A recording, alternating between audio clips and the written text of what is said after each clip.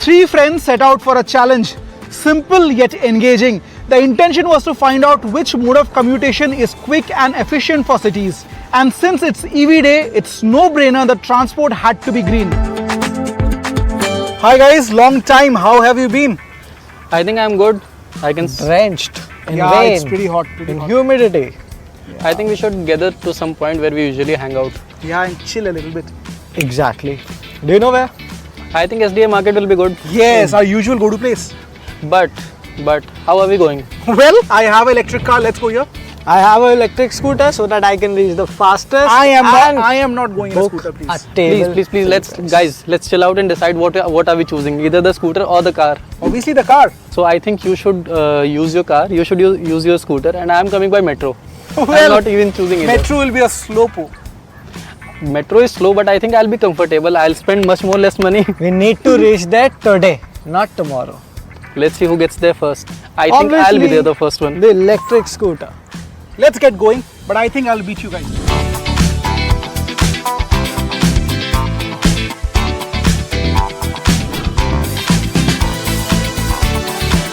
I spoke loud out there, right? But let me check once on the map. How much time does it show? SDA market. Well, SDA market from here is around 42 minutes by car. Well, bike, I think the iQube will take almost equal amount of time. I'm sure Amulya will reach much later. It's showing almost an hour. You never know in famous jams and traffic in Delhi. I just hope to reach there first. Well, the EV guys have left me stranded and I'm left with no option. But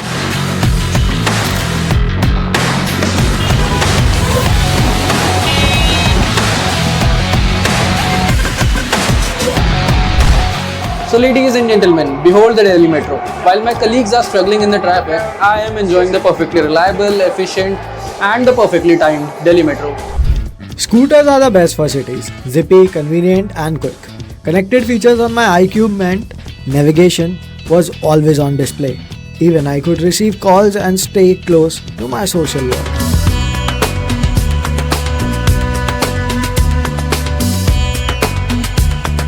Hello Amulya. So I'm in the metro. Where are you, Anirban? Arey yaar, I am stuck in jam. The long list of cars ahead of me. I'm just not able to move. I'll be reaching the food place first, so yeah. Thank you so much for the confirmation. Shit, man. I did not think that's gonna happen tonight. Amulya was faster than me.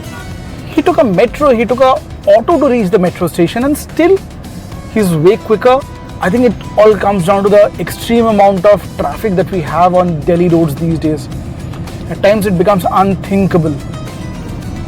Nevertheless, I think I'm gonna hear a mouthful from him today.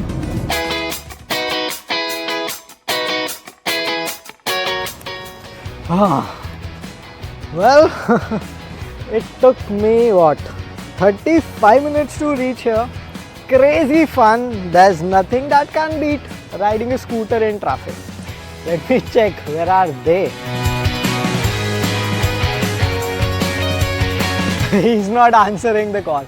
Must be no network in the metro.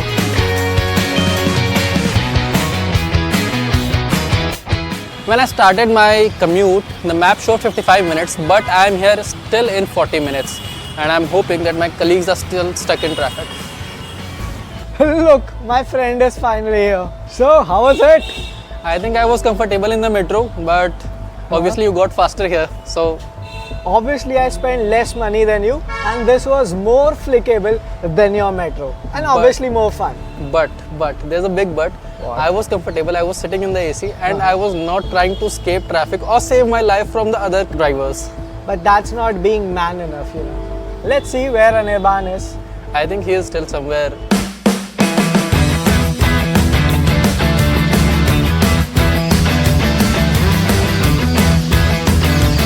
Slowest you are. Slowest, 1 hour. Well, I must be slowest, but I came in a lot of comfort. What comfort. I was also comfortable in the metro, sitting in the AC, doing nothing, not tackling traffic. So this guy has dealt the most amount of traffic, most amount of road users, and also took the most amount of square feet area on the road. and Well, sing. that's true, but you know, I can move around with 4 people in my car. But you don't want it. That way I was with around 100 people, I think. But the bottom line remains, we all choose mobility of our own convenience. Exactly. But the larger picture should be how much we contribute towards a greener environment. Yeah. So all three of us remained carbon neutral on this commute of ours. And also, it was quite cheap in comparison to all the ICE vehicles that you will use. The journey of electric vehicles have a strange curve. We anticipate they'll grow, but the adoption rates have been quite tepid. On the occasion of World EV Day, we are doing a bunch of curated stories. But at the heart of it remains the big question: how to drive a EV efficiently so that you can have the maximum range out of your electric car. So here are a few points that you should take note of every time you take the wheels of an electric car. Electric vehicles are quite simple, much simpler than your ICE counterparts. Essentially, the motor and the battery pack takes a bulk of it. Now, like most gadgets running on batteries, you have to take care of the charging cycles. Avoid fast charging as much as you can unless you are venturing out on highways and you're going for intra-city trips. Fast charging should not be a part of your daily living when you are driving an EV. Fast charging, as industry experts say, depletes your battery faster than expected. Also, maintain your charging cycles. It's advisable you don't let the battery deplete beyond 20%, which often is referred to as deep discharge, and try to avoid charging your vehicle over and above 80%. The sweet spot of 20 to 80 can help battery run in a much stress-free condition. Much like your phone, there are a few practices that you should make part of your living when you are driving an EV. For example, avoid harsh braking, harsh acceleration. At times, if you want to have fun, you may go drive spiritedly, but for regular cases, try to be more subtle, more gentle on the throttle, and also take the help of regenerative braking, which effectively increases your battery health by all that much that when you require in the stop-go traffic. Air conditioning is something that kind of kills your battery more quickly, so it's better to precondition your car.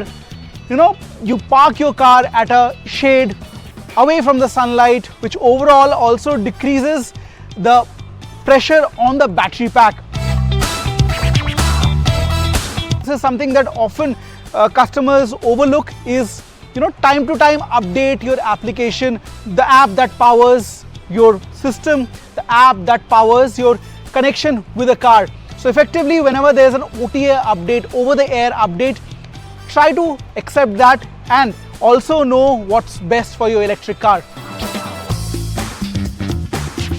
When you buy a new electric vehicles, most manufacturers take care of it, but whenever you go into replacement market, please make sure you get the right tire for your electric vehicle. Low rolling resistance tires are very important. It overall reduces the drag and in effect it reduces the pressure on your battery pack. Compared to an ICE vehicle, EVs have far less components and complexity, but still it's advisable to keep the car in a good condition, which means time to time servicing is also should be in your checklist. Alongside that, software update is something that you should take notice of. Time to time updates that companies roll out, do ensure to install that in your app that connects you to your car. So these were a few practices that can keep your electric car in a good condition and you as an owner happy. On the occasion of World EV Day, we set out to check out something which is quite unique in the Indian market. ChargeZone, India's one of leading fast charging solution provider, has opened its largest facility. In fact, it's the largest of its kind in the country and it's situated on the outskirts of Bangalore. At a time, more than 200 electric vehicles can be charged here simultaneously. You have different charging guns, both AC and DC type. In fact, commercial vehicles of multi-axle, which means buses and trucks of electric format, can also be charged here. Let's take a quick look at charge zones facility here on the outskirts of Bangalore. Well, you can see behind me, these are DC fast chargers, 60 kilowatt, and in total 80 stations have been installed with 2 guns, which means at a time 160 cars can be charged with 60 kilowatt DC fast charger. Alongside that, you also have AC chargers 7.4 kilowatt, and those are 50 in number for relatively slower charging. Alongside this, there is provision to charge up commercial vehicles, especially buses and trucks. You also have a few 240 kilowatt super fast chargers. Well, Bangalore having the biggest EV charging station is a no-brainer. As we know, Bangalore is often called the EV capital, and often we have seen here vehicles here are more by commercial fleet operators. For them it's more cost effective, airport is very nearby, and also you have stations for refreshment and also quick cleanup if the drivers have to spend here long time.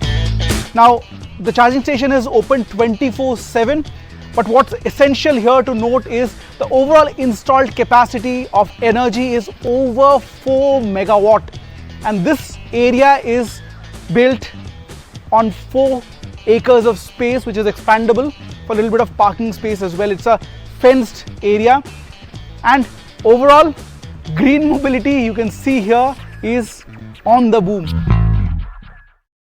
On the occasion of World EV Day, we set out to answer a question. क्या बोलती public regarding electric vehicles? What's good about them? What's not so good about them? We try to talk to electric vehicle users from different walks of life. We talk to people who ride electric two-wheelers every day. We talk to cab aggregators. We talk to people who drive personal mobility. And at the end of the video, we try to gauge what the sentiments are regarding electric vehicles. If I talk about challenges, so far I haven't faced any challenge at the moment. And if I talk about perks, it actually is really good on the pocket. Runs kind of free of cost, hardly 1.5 rupees a kilometer, and it's a breeze to drive. High on power as well. ये तो ऐसा है ना कि अपने घर में charge करो, और अब घर में आदमी रेस्ट करने भी जाएगा, रात में लगा दे चार्जिंग तो सुबह अपना काम पे निकल जाता है। पेट्रोल सीएनजी पर यही है कि लाइन में नहीं लगना पड़ता, पर जब सीएनजी की तरह, जैसे सीएनजी में काफ़ी टाइम लग जाता है, 40 मिनट आधा घंटा लग जाता है। इसमें ये है कि भाई अगर एक 2 गाड़ी हैं, चार्जिंग स्टेशन खाली नहीं है, दूसरे पे चले जाओ तो वहाँ पे मिल जाते हैं।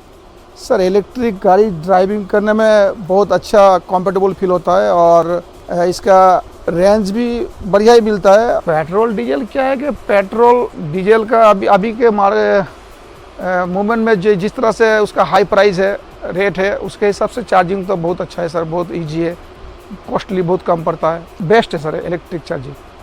अच्छा यही है, जैसे पेट्रोल से अच्छा है, अपने कभी भी बाहर कहीं भी जाओ, नोएडा दिल्ली एनसीआर में कहीं भी आपको बैटरी मिल जाएगी, और लाइन नहीं लगानी पड़ेगी, पेट्रोल के लाइन लगाओ, फिर इतना महंगा पेट्रोल है। इससे तो फ़ायदा ही है कि इलेक्ट्रिक गाड़ी में सही है। बारिश में इतना पानी रहता है, कहीं बंद नहीं होती है। मैं देखता हूँ अच्छी गाड़ियाँ बंद हो जाती हैं, होंडा स्प्लेंडर बहुत सी गाड़ियाँ हैं अच्छी गाड़ियाँ चलती हैं, पर कहीं भी बंद हो जाती हैं, पेट्रोल पानी में जाते ही बंद हो जाती हैं गाड़ियाँ। ये अल्फाइन कंपनी की गाड़ी है, मैं साल भर से लगभग चला रहा हूँ इसको, बहुत बढ़िया है, ठीक ठाक है, बढ़िया चल रहा है, कोई दिक्कत नहीं है इसमें। At the 65th Annual Convention of Society of Indian Automobile Manufacturers, the focus remained on GST reforms and its impact. Union Minister Shri Nitin Gadkari called it a festive gift for Indian consumers. Import substitute, cost effective, pollution free और indigenous। दूसरी बात ऐसी है कि 22 लाख करोड़ रुपए fossil fuel का import हो रहा है। प्रधानमंत्री जी का सपना है कि स्वावलंबी भारत बने, तो क्या इकोनॉमिक पॉइंट ऑफ व्यू ये 22 लाख करोड़ अगर इंडियन इकोनॉमी में जाते हैं तो यहां कितना फायदा होगा? क्या ये नहीं करना चाहिए? हमने मक्के से इथेनॉल बनाने का निर्णय किया तो 45,000 करोड़ रुपए फायदा किसानों का हुआ। जो 1200 रुपए क्विंटल मक्के का भाव था, आज 2800 रुपए क्विंटल हुआ, और इस साल हमारा उत्तर प्रदेश, बिहार और देश में मक्का 3 गुना लगा है। हमारे यहाँ सरप्लस चावल है, सरप्लस व्हीट है। हमारी मक्के की एमएसपी थी 1800 रुपए क्विंटल और मार्केट प्राइस थी 1200 क्विंटल। और इथेनॉल शुरू होने के बाद आज पोल्ट्री वालों को भी बहुत बड़े प्रमाण पर सस्ते में जो पोल्ट्री फॉडर है वो भी मिल गया, और 45,000 करोड़ रुपए किसानों का फायदा हुआ। एग्रीकल्चर ग्रोथ रेट हमारी बहुत कम है, तो ये diversification of agriculture towards energy and power sector में ये किसानों के फायदे के लिए, इसमें कोई गलती नहीं है, कोई गलत काम नहीं हो रहा है। और तीसरी बात जो है कि पोल्यूशन, हमारे देश में पूरे वर्ल्ड में पोल्यूशन के बारे में काफी बड़ा अवेयरनेस खड़ा हुआ है। ब्राजील में G20 देशों की मीटिंग के लिए मैं गया था, वहां रिजोल्यूशन हुआ है और पूरा वर्ल्ड अब इसको स्वीकार कर रहा है कि हमें पोल्यूशन को कम करना है और वो हमारे स्वास्थ्य के लिए बहुत आवश्यक है। और आप में से जितने लोग दिल्ली में रहते हैं उनको पता होगा कि एक रिपोर्ट आया है कि दिल्ली में रहने के बाद ऐसे ही पोल्यूशन बढ़ता रहेगा तो आम लोगों के जीवन में 10 साल कम हो जाएंगे, इतना इसका नुकसान है। तो ये मुझे लगता है कि पोल्यूशन पॉइंट ऑफ व्यू। चौथी बात, हमारे देश में आप जितना अल्टरनेटिव और बायोफ्यूल में काम करोगे उतना आपका एक्सपोर्ट भी बढ़ेगा। और मैं तो आपको निश्चित रूप से कहूंगा कि अभी जीएसटी में कमी हुई है, ये बहुत अच्छी बात हुई, जो आपके इंडस्ट्री को इसका बहुत बड़ा फायदा हुआ। प्रधानमंत्री जी ने आपको एक बड़ा अच्छा तोहफा दिया। इसके बाद में हमारी इंडस्ट्री का साइज अभी वर्ल्ड में 7वें नंबर पे थे, अब हम 3रे नंबर पर आए। 6-7 महीने पहले हम जापान को पीछे डालकर हम अब 3रे नंबर पर आए।